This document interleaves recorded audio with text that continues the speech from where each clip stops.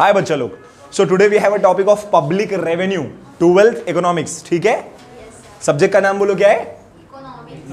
सुना ही नहीं दिया मुझे. अच्छा, आज का टॉपिक क्या लेने वाले हम लोग? Public revenue.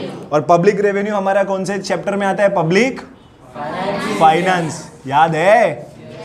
Public finance. And yesterday we have already done with public expenditure, economics. अच्छा, मैडम ने देखो फटाक से देख लिया कि आई मिसिंग है यहाँ पे. ठीक है, पब्लिक फाइनेंस का एक topic we have done public expenditure. एक टॉपिक क्या किया हमने लास्ट टाइम पे? अच्छा, इसके टाइप्स वगैरह देखा था ना, और रीजंस भी देखा था, राइट? अच्छा, today we are going to see what? Public revenue. आज क्या देखने वाले हैं? पब्लिक. अब sir public revenue means what? यहाँ पे रेवेन्यू का मतलब क्या है? अब वहाँ पर रेवेन्यू एक्सपेंडिचर पढ़ा है तुमने, तो तुम बोलोगे रेवेन्यू मतलब अगेन एंड अगेन होने वाला. यहाँ पर रेवेन्यू का मतलब होता है गवर्नमेंट के पास पैसे आने के क्या क्या सोर्स हैं. गवर्नमेंट के पास पैसे आने के क्या क्या पब्लिक रेवेन्यू मतलब पब्लिक के पास, गवर्नमेंट के पास कहाँ कहाँ से पैसे आते हैं. बात समझ आ रही है? पक्का पक्का. तो एक गवर्नमेंट के पास कैपिटल रिसिप्ट आती है ना, मतलब बड़े लंबे समय के बाद जो पैसे आते हैं, राइट. और एक पैसा कौन सा आता है? जो बहुत ही रेगुलर नेचर पे आता है, यानी tax. Every year government receive tax from a general public. मैं मेरी साइड से पूरी जानकारी इसकी दे दूंगा, लेकिन मैं चाहता हूं कि एक बार हम लोग बुक में देखें कि आपको इसका टॉपिक है कि नहीं है. And you can see that here you have public revenue, right और नॉट? और पब्लिक रेवेन्यू का बहुत छोटा तुमको एक्सप्लेनेशन दिया हुआ है, मैं आपको डिटेल में दे देता हूं. पब्लिक रेवेन्यू मतलब गवर्नमेंट के पास पैसे कहां से आते हैं. बेटा दो सोर्स है. मैं 12th के सिलेबस के हिसाब से जा रहा हूं, मैं यहाँ पे मेंशन करता हूं 12th. ठीक है, वो क्यों कर रहा हूं मैं आपको बाद में बता दूंगा. Done. So will do what? Government has a two major source of revenue. One is tax. One is what? Second is non tax. Second is what? Non tax. अब tax revenue, when government levy tax on the citizens of a country, they have to pay the amount of tax on their levied on their income. है ना? ये क्या होता है? मतलब एक जजिया होता है. टैक्स को जजिया बोलते हैं और हिंदी में कर बोलते हैं. आपने जो कुछ कमाया है उसमें से आपको टैक्स देना पड़ता है. किसको? गवर्नमेंट को. तो ये गवर्नमेंट के पास बार बार आएगा कि नहीं आएगा? डेफिनेटली आएगा, है ना. ये पैसा गवर्नमेंट के पास again and again recurring in nature है, बार बार आता रहेगा. अब टैक्स भी बेटा दो टाइप के होते हैं. कितने टाइप के होते हैं? एक है डायरेक्ट टैक्स. एक क्या है बोलो? और एक है इनडायरेक्ट टैक्स. क्या है बोलो? सर डायरेक्ट टैक्स क्या होता है? The tax which is levied on the person और a people directly on their income. लोगों की इनकम पे डायरेक्टली टैक्स लगा दिया.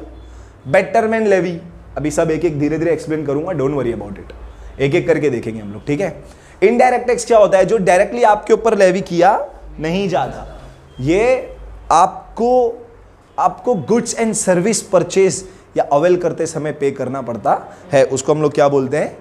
Indirect tax. ठीक है. ये दोनों ही टैक्स के थ्रू गवर्नमेंट के पास बार बार पैसे आते हैं, राइट और नॉट? डायरेक्ट टैक्स में कौन कौन सी चीजें आ जाती है? First, income tax. इनकम. भाई तूने ज्यादा पैसा कमाया, तू टैक्स पे कर. This tax burden can not be shifted. ये वाला टैक्स बर्डन शिफ्ट किया नहीं जा सकता. वो बटन मुझे दे दो. ये वाला टैक्स बर्डन शिफ्ट किया नहीं जा सकता. यस और नो? जिसने कमाया, भाई तुमने ज्यादा पैसा कमाया. देखो ऐसे अमीर अमीर लोग बैठे रहते हैं ना. नाम है मैडम तुम्हारा? हाँ. अच्छा, इन्होंने बहुत पैसा कमाया, तो she has to pay the tax. ये टैक्स बर्डन शिफ्ट नहीं हो सकता. सिंपल है. Sir wealth tax. Next is what? Wealth tax. Sir ये क्या होता है? अब मान लेते हैं ऐसे कि हमारी शाइना जी के पास एक बहुत बड़ी प्रॉपर्टी है, मतलब बहुत बड़ी उनके पास ज़मीनें पड़ी हुई हैं. मतलब ज़मीनें नहीं, इनके पास मतलब बहुत वेल्थ है, पैसा भी रखा हुआ है, प्रॉपर्टीज़ भी रखी हुई है ना. इनके ऊपर वेल्थ टैक्स लगेगा कि नहीं? सालों से रखा हुआ है, बाप दादाओं से दिया हुआ है. यहीं पर उनके 95 घर है, उनकी मम्मी ने बताया था. ठीक है, तो ये वेल्थ टैक्स हो गया कि नहीं? मतलब इस पर टैक्स लगेगा कि नहीं लगेगा? वेल्थ टैक्स, जो प्रॉपर्टी पे लग रहा है, आपकी जायदाद पे लग रहा है। Simple. Sir corporation profit tax, आपकी कंपनी है और कंपनी ने प्रॉफिट कमाया तो उस पर गवर्नमेंट टैक्स लगाएगा कि नहीं लगाएगा, है ना। ये सब डायरेक्ट है, ये टैक्स बर्डन शिफ्ट नहीं होता। अंडरस्टैंड। कुछ और चीज़ें भी मैं इसकी दे देता हूँ आपको इन्फॉर्मेशन, जिससे हो सकता है एग्जाम में अगर एडिशनल इन्फॉर्मेशन पूछे इसके बारे में तो आप लिख सको। ये सब टैक्स बर्डन शिफ्टेड नहीं हो सकते। सर एक होता है बेटरमेंट लेवी, ये क्या होता है, ये बेटरमेंट लेवी, ये समझ रहा है, गवर्नमेंट डायरेक्ट आपसे मांगता है। ये सब चीज़ें गवर्नमेंट डायरेक्टली आपसे मांगता है, यू हैव टू पे इट। सर एग्जाम्पल लेते हैं हम लोग, विशेष जी है ना, विशेष जी का जो घर है बहुत मतलब अंदर है, बहुत अंदर, रोड से काफ़ी अंदर है, तो जाहिर सी बात है उसकी कीमत भी बहुत रीजनेबल होगी, कम होगी कीमत। गवर्नमेंट का एक प्लान बना जिसके अकॉर्डिंगली ना उनके घर के सामने से एक रोड जाने वाला है। अब भाव बढ़ गया कि नहीं, उतने पूरे हिस्से का भाव बढ़ गया ना। इन दैट सिचुएशन गवर्नमेंट इनसे बेटरमेंट लेवी लेता है, क्योंकि गवर्नमेंट के प्लान की वजह से आपका फ़ायदा हो रहा है, तो वो आपको ही भरना है। आप ऐसा तो नहीं बोल सकते ना कि कोई और भर दे, है ना। सब डायरेक्ट टैक्स में इंक्लूडेड हो जाते हैं। स्पेशल लेवी होता है, स्पेशल लेवी मतलब जो सेंट्रल गवर्नमेंट आप पे लेवी नहीं करेगा, स्टेट गवर्नमेंट आप पे लेवी करता है कुछ टैक्स, जैसे VAT, M VAT, Maharashtra value added tax, G VAT, Gujarat value added tax. मैं सिर्फ एग्जाम्पल दे रहा हूं, इसको इसमें फिट मत कर देना। मैंने इसलिए एग्जाम्पल दिया, ये डायरेक्ट टैक्स के लिए एग्जाम्पल नहीं दिया, स्टेट के लिए एग्जाम्पल दिया। ये वैट स्टेट लेवी करता है, स्पेशल लेवी होते हैं, मतलब जो आपको एक स्टेट अपनी तरफ से सर्विसेज दे रहा है तो उसके लिए वो आपसे क्या करता है, कुछ टैक्स वसूलता है ताकि वो पैसे आपको सर्विस देने में यूज़ किए जा सकें। सिंपल है, स्पेशल लेवी, सिंपल। अभी डायरेक्ट टैक्स में इतनी सारी चीज़ें आपको बता दिया, इतनी नहीं है आपको चीज़ें, ठीक है। चलो फर्स्ट क्या है डायरेक्ट टैक्स में, सेकेंड, थर्ड कॉर्पोरेशन प्रॉफिट पे जो टैक्स लगता है, मैं टैक्स लिख देता हूँ, corporation profit tax. Next betterment levy, आपका घर अभी भाव बढ़ गया ना, वो वाला एग्जाम्पल याद रखो। नेक्स्ट, ये जनरली कौन लगाता है, स्टेट्स। कौन लगाता है, बेटा। इसकी ये डायरेक्ट टैक्स की खास बातें क्या है मैं वो बता देता हूँ आपको। सबसे पहले ये प्रोग्रेसिव इन नेचर होते हैं। क्या होते हैं बोलो, sir what do you mean by this progressive. Sir your income is high, you have to pay high tax, and someone is there whose income is, तो he will pay low amount of tax. तो progressive है, जिसकी tax ज़्यादा है वो ज़्यादा tax भरेगा, जिसकी इनकम कम है वो कम टैक्स भरेगा। सिंपल है, प्रोग्रेसिव है। यस और नो। सेकेंड, इन नेचर लिख देते हैं हम लोग, in nature. Second thing, tax burden can not be shift, है ना। जिसने कमाया है उसी को टैक्स पे करना है। Tax burden can not be shift, इसको शिफ्ट किया नहीं जा सकता। यस और no. You have earn income, you have to pay the tax. ये डायरेक्ट टैक्स की खासियत है। अंडरस्टैंड। बढ़ूँ आगे। Next is what, indirect tax. अब सर इनडायरेक्ट टैक्स क्या होता है। पहले इनडायरेक्ट टैक्स में बहुत सारी चीज़ें आती थी, जैसे TDS आ जाता था। नहीं, फीस पे कहाँ जा रहे हो, तो नॉन टैक्स हो जाएगा ना, है ना। Tax deduction at source, excise duty, है ना। बहुत सारे, central sales tax, state sales tax, है ना। ऐसे बहुत सारे टैक्स होते थे, वो बहुत सारे। गवर्नमेंट ने बाद में क्या किया, इसको पूरे टैक्स को कट करके एक सिंपल, सरल, आसान सा सिस्टम लेकर आए, और वो है GST, goods and service tax. Simple. अब सर इसकी खासियत क्या होती है। सर फर्स्ट थिंग, ये रिग्रेसिव है। ये क्या है, regressive in nature. Sir what do you mean by this regressive. My dear बच्चा, regressive in nature means what, चाहे कोई अमीर हो या गरीब हो, सबके ऊपर एक ही टैक्स पड़ रहा है, आया ना। तो इससे गरीबों पे बर्डन बढ़ जाता है, और जो ऑलरेडी कमा के रखा हुआ है बहुत सारा पैसा, उसके ऊपर बर्डन बढ़ता नहीं है। सिंपल है, आया ना। बढ़ूं आगे। अब ये चाहे डायरेक्ट टैक्स बोलो या इनडायरेक्ट टैक्स बोलो, दोनों ही सोर्स से गवर्नमेंट के पास पैसे, तो गवर्नमेंट का इनकम हो रहा है ना, अब मैं इनकम वर्ड यूज करने से कतरा रहा क्यों हूं? क्योंकि एक्चुअली ये रेवेन्यू है. रेवेन्यू मीन्स गवर्नमेंट के पास पैसे आना. इनकम बोले तो पैसे कमाया, अंडरस्टैंड? ये कमाई नहीं है एग्जैक्टली, रेवेन्यू है, मतलब इतने पैसे आए. अबे खर्चे भी तो है, एग्रीड और नॉट? कमाई तो हम लोग एक तरह से प्रॉफिट को बोल सकते हैं, यस और नो? दिव्यांशु, ये पार्ट क्लियर हो गया. Next is what? Non tax. अब सर टैक्स नहीं है पर गवर्नमेंट को बार बार उससे पैसे मिल रहे हैं. अब ऐसी कौन से सोर्स है, ऐसी कौन सी इनकम है? सबसे पहला fees and fine. Fees and fine. Many people you might have seen that they are traveling in a train without ticket. So government collect fine from them. So this is also what? Revenue for the government. है ना? अच्छा, ये तो एक मैंने normal example दिया which you can understand easily. But अगर मैं एक प्रोफेशनल लेवल पे एग्जाम्पल दूँ तो there are many companies those who break the rules of a government. Company act, अभी एक कंपनी एक्ट है, कंपनीज एक्ट 2013. इस एक्ट के accordingly every company should pay their dividend within 30 days after the declaration. आज dividend declare किया है, within 30 days you should पे the dividend to the shareholders और shareholders, right?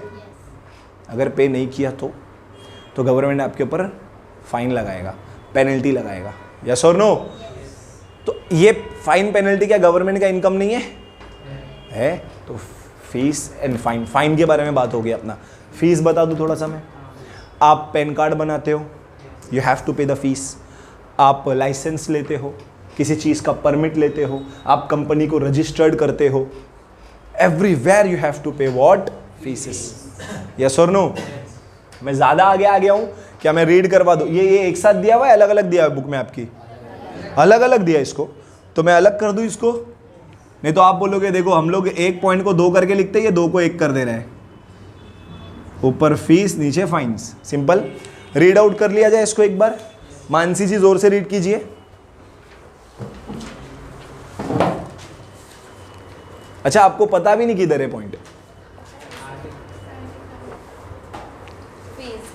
A tax is paid compulsory without any return services, whereas a fees is paid return for certain specific services regarded by the law. Certain services which you are taking from a government. Omkar, आपको कई सारी service देता है government.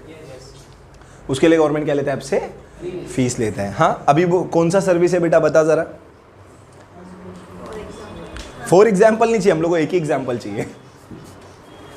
अच्छा ठीक है, देखता हूँ मैं. Fees is paid in return for a certain specific services rendered by the government. For example education fees, registration fees etcetera. देखो बहुत कम एग्जाम्पल्स दिया है, मैंने आपको कई सारे एग्जाम्पल बता दिया है. ठीक है, वो लोग आपको जो भी गवर्नमेंट आपको जो भी सर्विस देता है छोटा मोटा. अभी एजुकेशन फीस कहाँ लेता है गवर्नमेंट? म्यूनसिपलिटी स्कूल्स में कहाँ होती है सर फीस वगैरह? बट अभी इन्होंने इनके हिसाब से लिखा होगा, इन लोग को नॉलेज ज़्यादा है. हम लोग नॉर्मल एग्जाम्पल लेके भी चलेंगे तो पैन कार्ड का फीस हो गया, ड्राइविंग लाइसेंस का फीस एक्सेट्रा. बढ़ूँ आगे. Prices of public goods and services. ये क्या है प्राइजेस ऑफ? अच्छा, मैंने तो अभी फाइन नहीं दिया इसमें किधर भी. अच्छा, फाइन एंड पेनल्टीज पॉइंट 4 दिया है. The government imposes fines and penalties on those who violate the laws of a country. जो देश के कानून को तोड़ते हैं गवर्नमेंट क्या करता है उन लोग के ऊपर? फाइन पेनल्टीज लगाता है. The objective of the imposition, imposition levy करना मतलब लागू करना. फाइन लागू कर देना मतलब लेवी करना या इम्पोज करना, उसी को बोला imposition of fines and penalties. Is not to earn income. ये गवर्नमेंट प्रॉफिट कमाने के लिए नहीं करता, इनकम कमाने के लिए नहीं करता. तो क्यों करता है? But to discourage the citizens from violating the law. ताकि सिटीजन्स को डिस्करेज किया जा सके कि वो लॉ को तोड़े नहीं. आगे, law frame by the government, जो गवर्नमेंट ने बनाया है. For example fines for violating traffic rules. अरे बाप रे, ये तो बहुत खतरनाक एग्जाम्पल दिया. वो जो ट्रैफिक आप सिग्नल तोड़ देते हो ना, तो वो ऐसा बिहेव करके दिखाता है कि आपने मतलब क्या कर दिया है. आप अगला पाकिस्तान का बॉर्डर था, आप वहाँ जा रहे थे, फटाक से वो आएगा आपको पकड़ेगा, अरे जल्दी जल्दी चाबी. आपको पता है वो गाड़ी की चाबी ले नहीं सकता है अकॉर्डिंग टू लॉ, बट वो इतना बिहेवियर आपके सामने ऐसा दिखाते हैं कि क्या कर दिया है आपने. तो वो एक रूल्स तोड़ने पे फाइन लगता है. However income from the this source is small. अब ये सोर्स से तो स्मॉल इनकम ही होगी, क्योंकि आप जानते हो ज़्यादातर पैसे तो लोग आपस में, हाँ ठीक है फाइन क्या लगा रहे हो, 100-200 लो और यार बात ख़त्म करो, यही सब तो होता है. अरे यस और नो? सेलिब्रिटी लोग अक्सर ये सब चीज़ें जानते हैं। बढ़ूँ मैं आगे? अदर इनकम देखो, इसमें भी बहुत सारी इनकम दी हुई है। इनकम यानी रिसिप्ट दिया हुआ है जो टैक्स नहीं है। लेकिन मैं भी और चीज़ें आपको बताना चाह रहा था जो आप बहुत अच्छे से लिख सकते हो बुक में।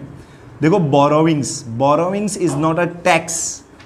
लेकिन गवर्नमेंट जब फंड बोरो करता है, पैसे लेता है, तो ये भी तो गवर्नमेंट का रेवेन्यू हुआ ना, है ना? गवर्नमेंट को इस सोर्स से भी पैसे मिलते हैं। अब वो शॉर्ट टर्म के लिए हो या लॉन्ग टर्म के लिए, दैट्स अ डिफरेंट पॉइंट। बढ़ूँ आगे मैं? बोरोइंग देखेंगे हम लोग। कोई वर्ड मीनिंग पूछना है? नहीं, हम लोग को सब आता। ऐसा सोच रहे हो? तो कोई वर्ड मीनिंग अभी तक ऐसा आया नहीं इसका मतलब पूछना हो? नहीं, तुम्हारे को आता क्या सर? ऐसा सोच रहे हो? पाप चढ़ेगा तुमको। दिया जी रीड कीजिए जोर से। गवर्नमेंट कैन बोरो मतलब फंड रेस करना, उधार लेना, ठीक है? और लेंडर कौन होता है? फंड देने वाला लेंडर, फंड लेने वाला बोरोवर। आगे। from the people in the form of deposit bonds etc. हाँ, अब वो बॉन्ड, डिबेंचर, डिपॉजिट कुछ भी हो, ठीक है? आगे। It also gets loans for the foreign from foreign government. हमारा देश का गवर्नमेंट फॉरेन गवर्नमेंट से लोन लेने में फेमस है भाई। and organizations such as आगे। An organisation such as International Monetary Fund, IMF, है ना? आप मिशन इम्पॉसिबल तो नहीं बोल सकते थे? Impossible mission force, Tom cruise याद आ गया, है ना? रीड करो, बहुत अच्छी सीरीज है, वन ऑफ फेवरेट। हाँ, etc. वर्ल्ड बैंक कौन सा बैंक है ये जो इंडिया के बाहर है? वर्ल्ड बैंक, वो बैंक जो अभी आपको समझाने के लिए यही बोलना पड़ेगा मुझे कि वो इंडिया के, मैडम हाँ भी बोल रही है, हाँ आप यही बोलो, ऐसे ही समझे, बाकी तरीके से मेरे को समझने नहीं आने वाला।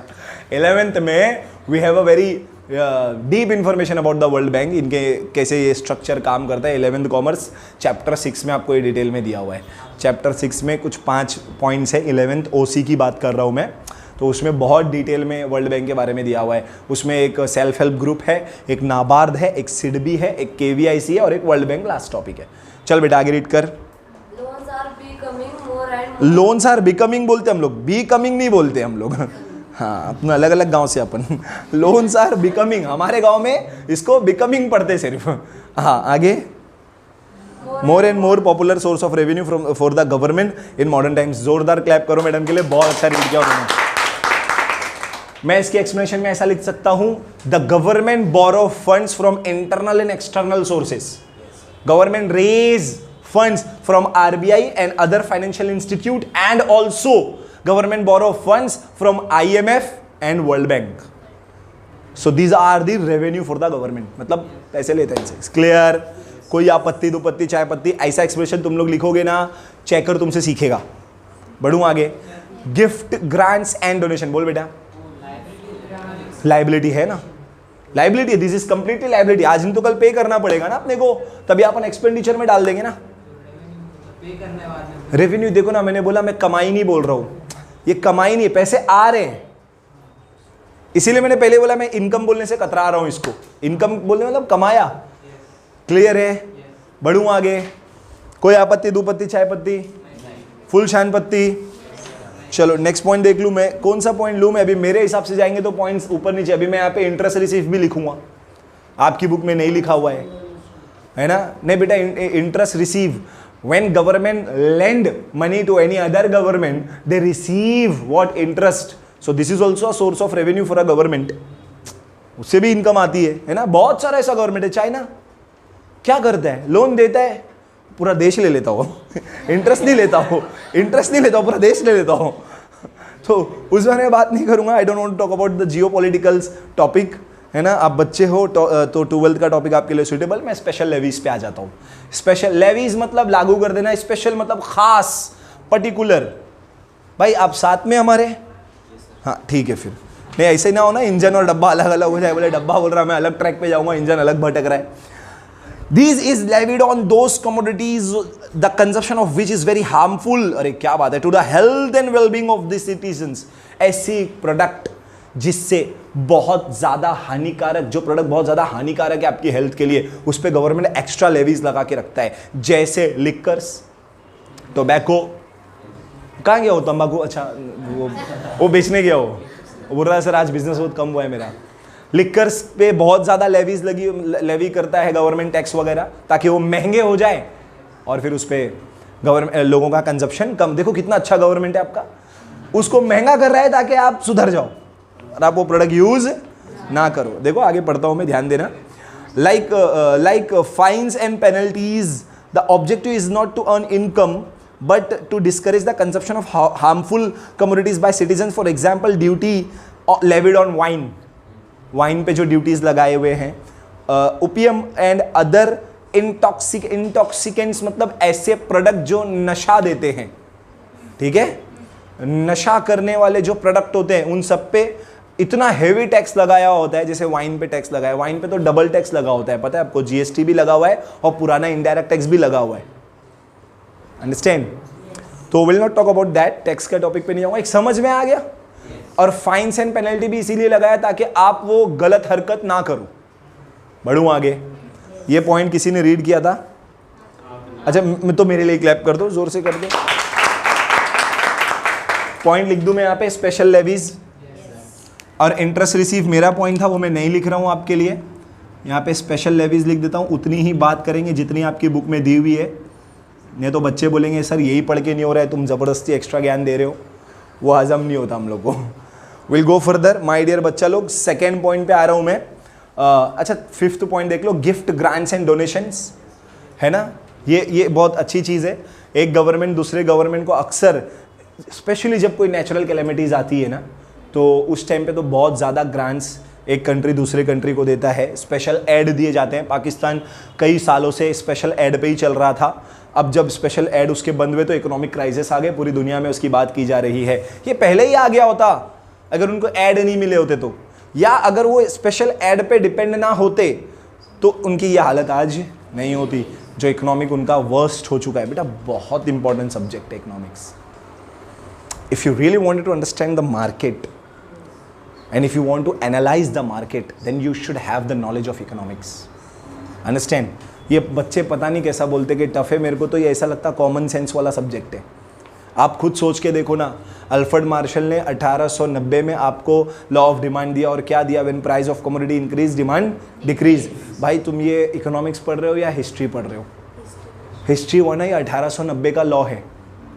और आप ऐसा बोलोगे क्या, अच्छा वो अल्फ्रेड मार्शल ने बता दिया, नहीं तो मैं महंगा प्रोडक्ट खरीदता था।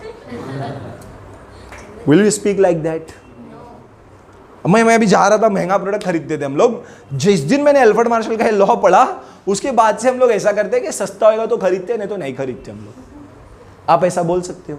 It's just a common sense, yes और नो। बढ़ेंगे आगे।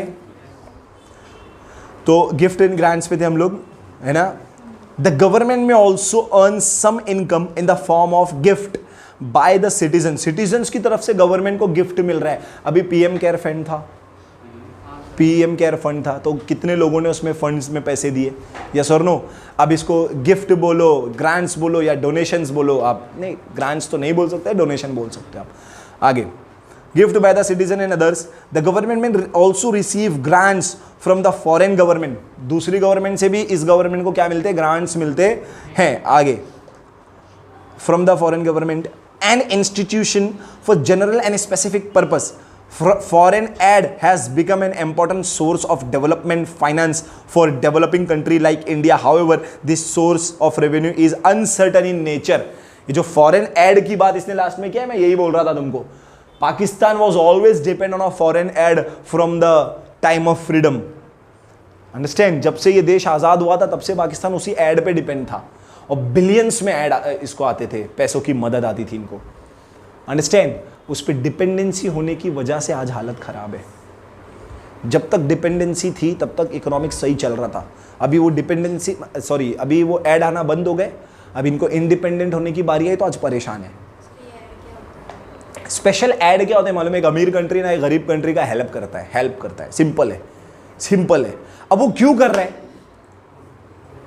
भाई? ऐसे तो कोई किसी को देखता भी नहीं है ना, पूछना तो बहुत दूर की बात है। So what's the reason behind that very developed country is helping non developed country? अब ये बताने जाऊंगा ना तो कुछ जियोपॉलिटिकल कॉन्सेप्ट खुल के आ जाएंगे सामने। शॉर्ट में बता देता हूं, अक्सर पाकिस्तान एक स्ट्रेटजिक लोकेशन पे है, और अक्सर अमेरिका को इसकी ज़रूरत पड़ती थी। पाकिस्तान की, इसके स्ट्रेटजिक लोकेशंस की वजह से। चाइना से बॉर्डर शेयर कर रहा है, इंडिया से बॉर्डर शेयर कर रहा है, उधर अफगानिस्तान से भी बॉर्डर शेयर हो रहा है। अफगानिस्तान पे रशिया ने नहीं, अमेरिका के सोल्जर्स ही हुआ करते थे उस टाइम पे, पर अफगानिस्तान से बॉर्डर, तो एक स्ट्रेटजिक लोकेशन आ गया पाकिस्तान का। यस और नो। सेकेंड थिंग, यहाँ के लोग हैं ना अपनी जगह उनको दे दिया करते थे टेस्टिंग वगैरह करने के लिए। कोई न्यूक्लियर मिसाइल से उसकी टेस्टिंग करनी है अगर, तो पाकिस्तान के लोग बोलते थे हाँ हमारा जगह आप यूज़ कर लो, हम लोगों को क्लीन इन्वायरमेंट का ज़रूरत नहीं है। और अमेरिकन जो ये थे सिटीजन्स, वो बोलते थे यहाँ पर न्यूक्लियर टेस्टिंग नहीं करना, इन्वायरमेंट पल्यूट होगा, फ्रेश एयर नहीं रहेगा फिर अमेरिका का।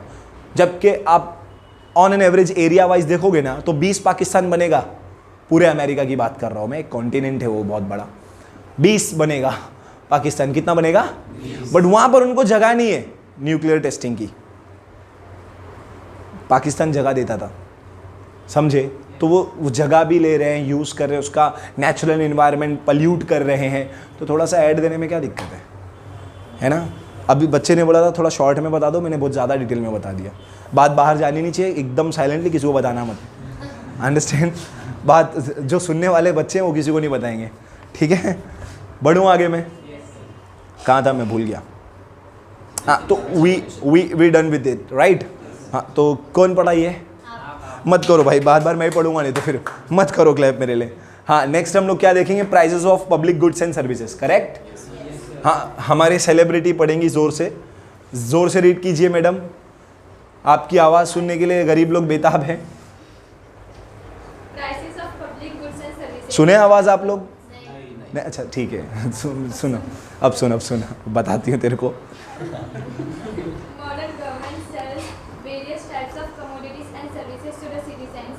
सिटीजन्स यानी अपने देश में रहने वाले लोग। देखो, व्हेन यू रीड ना, definitely I will give you the meaning of words, word meaning बताता रहूँगा। जब मैं ही पढ़ूंगा तो बताना भूल जाऊंगा मैं, that's why I want that someone else should be there to read. आगे, ए मॉडर्न गवर्नमेंट मतलब रिसेंट गवर्नमेंट। हाँ, अप्राइजेस कहाँ थे मैडम? अब अप्राइजेस करेक्ट है ना? प्राइस मीन्स व्हाट भाई, विच यू हैव टू पे for the goods and services, correct और नॉट? आगे, पोस्टल चार्जेस, यहाँ से तो गवर्नमेंट को पैसा आता ही है भाई, आपने कोई पोस्ट किया तो उसका पैसा गवर्नमेंट को जाता है। रेलवे की टिकट आप परचेस करते हो तो उससे भी पैसे गवर्नमेंट को मिलते हैं। बट मैं आपको ऐसे ही इंफॉर्मेशन के लिए बता रहा हूँ, जानकारी के लिए, जो पैसेंजर रेलवे रहता है ना, गवर्नमेंट को जो टोटल प्रॉफिट होता है रेलवे से, वैसे प्रॉफिट बहुत कम है रेलवे से क्योंकि वो पब्लिक यूटिलिटी के लिए दिया गया है railway, but what ever profit is earning government, what ever profit earn through railway, 20% जो प्रॉफिट है वो पैसेंजर रेलवे से आता है, 80% प्रॉफिट जो है ना वो माल डब्बा, जिसको आप देखना भी पसंद नहीं करते, उससे आता है 80% प्रॉफिट। सोचो, क्योंकि जो पैसेंजर रेलवे ना उसका फेयर तो कम है ही है, प्लस उसके खर्चे बहुत है ना? ऐसे लोगों के लिए टीसी अपॉइंट करना पड़ता है जो टिकट चेक करे, वरना विदाउट टिकट ही ज़िंदगी भर चलेंगे। तो टीसी क्या बहुत ज़्यादा, अच्छा पास देके चलते हैं बच्चे को। देखो बोला, देखा। तो कहीं ना कहीं अभी स्टेशन, आपके लिए स्टेशंस बने होते हैं, स्टेशंस के लाइट, फैन, उसका एडमिनिस्ट्रेशन, कितना खर्चा है। माल डब्बे के लिए स्टेशन होगा ऐसे, स्टेशन मतलब उसके लिए इतना लाइट फैन का ज़रूरत नहीं ना, उसका एडमिनिस्ट्रेशन इतना स्ट्रॉन्ग नहीं, उस पर एक्सपेंसेस नहीं आते, तो प्रॉफिट वहाँ से ज़्यादा होता है। हालांकि ये ख़त्म हो गया हमारा, यस और नो? ज़ोरदार क्लैप करो। कोई वर्ड मीनिंग पूछना है? नहीं पूछना है? सब आता हम लोग को, ऐसा सोच रहे हो? अच्छा, ये स्पेशल असेसमेंट पढ़ा मैंने आपके लिए, स्पेशल लेवीज यहाँ लिखा हुआ तो है। अच्छा, स्पेशल असेसमेंट भी देख लेते हैं क्या है। हाँ, मैं चाहूँगा कि आप रीड करें ज़ोर से। Yes madam. Special assessment, the payment made by the citizens of a particular locality in exchange of certain special facilities given to them by the authorities is known as a special assessment. For example, local bodies can levy a special tax on the resident of a particular area where exact specialty facilities of roads, special facility of roads. देखो ये कैसा है, थोड़ा सा अलग explanation है। मतलब जो मैंने आपको स्टेट बोल रहा था ना मैं, कि एक्स्ट्रा सर्विस दे के आपके ऊपर लेवी कर सकता है, वो इसको इन्होंने यहाँ पे लगा हुआ है स्पेशल असेसमेंट पे। मीन्स व्हाट, अभी कोई लोकल बॉडी है, जैसे आपके यहाँ का एमएलए है, वो कोई एडिशनल सर्विस आपको दे रहा है, तो वो स्पेशल लेवीज लगा सकते हैं आपके ऊपर, वहाँ से आपसे पैसा लेके आपको एडिशनल सर्विसेज देंगे। अंडरस्टैंड? तो बहुत आसान सा एक्सप्लेनेशन है, कुछ भी ऐसा खास नहीं है, सिंपल सरल समझ में आया। लोकल अथॉरिटीज़ मतलब यही होते हैं, जैसे हमारे यहाँ पे जैसे थाने डोंबिवली थाने डोंबिवली कल्याण म्यूनसिपल कॉरपोरेशन है, वो DKMC है, वो समथिंग लाइक दैट, थाने कल्याण ऐसा कुछ है। जैसे मुंबई का है बृहन मुंबई, है ना, कॉरपोरेशन, तो म्यूनसिपल कॉरपोरेशन। तो मीन्स व्हाट, ये लोग एक स्पेशल लेवी लगवा सकते हैं आपके ऊपर, ताकि आपसे थोड़े से फंड्स लेकर और आपको एडिशनल एक्स्ट्रा सर्विसेज दी जा सके। सिंपल, श्योरिटी के साथ, कोई आपत्ति? चलो नेक्स्ट देखेंगे। अच्छा, लोकल अथॉरिटी मतलब जो मैंने बोला उसी पे मत जाओ आप। MLA है आपका, कॉर्पोरेट लीडर है, they comes under the local authority and these governments are also come under the local authority. Clear? Next आगे रीड करना madam. Road, energy, water supply बहुत अलग तरीके से दी जा रही है, तो इसके लिए स्पेशल लेवीज हो सकती है। मैडम के लिए जोरदार क्लैप कर दो। तो यहाँ पे स्पेशल लेवीज का पॉइंट है और स्पेशल असेसमेंट का भी पॉइंट है, राइट? चलो फर्स्ट पॉइंट क्या था बोलो? Second, third, fourth, fifth, six. देखो क्या देखना है अपने को, पढ़ा ना उसको हम लोग ने, उसको लिफ्ट यहाँ पे लिख दूं मैं उसको, gift, grants and donations.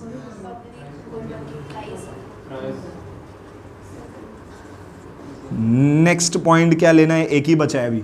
Next is what? ये भी पढ़ा हम लोगों ने, है ना? चलो फर्स्ट क्या है बोलो? Second, third, fourth, fifth, sixth, seventh, और इसकी एक्सप्लेनेशन याद है आपको? Price of public goods and services में क्या बोला था मैंने? अरे जो रेलवे टिकट फेयर्स आप देते हो वो गवर्नमेंट का रेवेन्यू है, यहाँ सबसे गवर्नमेंट को रेवेन्यू आती है। अच्छा, आपको इसमें और कुछ नहीं दिया, टॉपिक खत्म हुआ आपका यहाँ पे, ओवर हो गया, ठीक है? अभी पब्लिक डेट्स का टॉपिक नेक्स्ट आ गया, राइट और नॉट? पक्का के नहीं? तो ये एक समझ में आया overall? Overall public revenue means what? Government को पैसे कहां कहां से आते हैं। अब गवर्नमेंट को पैसे आने के दो सोर्स हैं, एक टैक्स और एक नॉन टैक्स।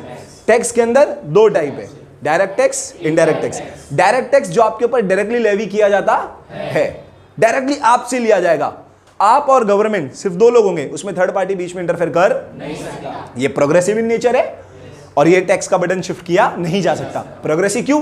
क्योंकि आपने ज्यादा कमाया है तो you have to pay the more tax, कम कमाया है तो कम टैक्स।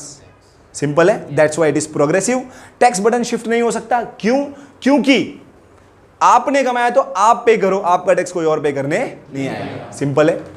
नॉन इनडायरेक्ट टैक्स क्या होता है? Tax which is levied on a goods and services, it is not levied on you. शायद इसका एक्सप्लेनेशन देना भूल गया मैं, है ना? शायद इसका एक्सप्लेनेशन दिया नहीं मैंने जीएसटी का। Tax which is not levied directly on you, government levy this tax on goods and services. ऐसा गुड्स है, इसके ऊपर टैक्स लगा दिया, अंडरस्टैंड? सर्विसेज के ऊपर टैक्स लगा दिया, तो वो डायरेक्टली आपसे ले रहे हैं। If you purchase this goods then you have to pay the tax. Simple है। आई एम सॉरी कि मैं इसका एक्सप्लेनेशन देना भूल गया, एंड आप लोग कितने अच्छे बच्चे हैं जिन्होंने मुझे बताया भी नहीं। ठीक है, मैं इसको लिख देता हूं यहां पे, tax impose on goods and services. तो ये डायरेक्टली आपसे ले रहा है क्या? ये डायरेक्टली आपको बोल रहा है you have to pay the tax. If you purchase the goods then you have to pay the tax. Simple है। तो ये है इनडायरेक्ट टैक्स। क्लियर? तो यहां से गवर्नमेंट के पास पैसे आते हैं, और वो भी पैसे आते हैं जो टैक्स नहीं है, पर वो भी गवर्नमेंट को पैसे जनरेट करके देते हैं। सबसे पहले फीस आप लाइसेंस लिया आपने, पैन कार्ड बनाया आपने, पासपोर्ट बनाया आपने, you have to pay the fees. Then next is और फाइन, आप रेलवे में विदाउट टिकट गए, आपने सिग्नल तोड़ा, you have to pay fine. Borrowings, government loan borrow करता है। स्पेशल लेवीज, स्पेशल लेवी लगाया गया आपके ऊपर, जो स्टेट्स वगैरह हैं या जो आपका लोकल अथॉरिटी है। सेम एक्सप्लेनेशन ईयर ऑल्सो, उसमें थोड़ा सा अलग है, you can check it out. Next is what? Gift and grant donation. Natural calamities के टाइम पे अक्सर होता है, बट उसमें दिया नहीं है वो, कि नेचुरल कैलेमिटीज़ का जिक्र किया नहीं है उसने, बट जो लोग सिटीजन्स देते हैं, दूसरा गवर्नमेंट अपनी गवर्नमेंट को डोनेशन देता है, उससे गवर्नमेंट को रेवेन्यू आता है, और जो सर्विसेज गवर्नमेंट आपको दे रहा है उससे गवर्नमेंट को रेवेन्यू मिलता है। सिंपल है। लास्ट फर्स्ट क्या था बोलो? Second, third, fourth, fifth, sixth, seventh. Question question आप सीधे बोलोगे source of public revenue. Source of public revenue में दो, टैक्स और नॉन टैक्स। टैक्स में दो, direct tax, indirect tax. Direct tax के type income tax, wealth tax, betterment levy, special assessment, special levies. फिर इनडायरेक्ट टैक्स में GST. Non tax में fees, fines, penalties वगैरह वगैरह वगैरह। पब्लिक अथॉरिटीज़ का services, special levies, special assessment, simple gift, grant, donations. Clear? So let today's topic is over here. We'll definitely meet you in our next topic with a new video. Bye.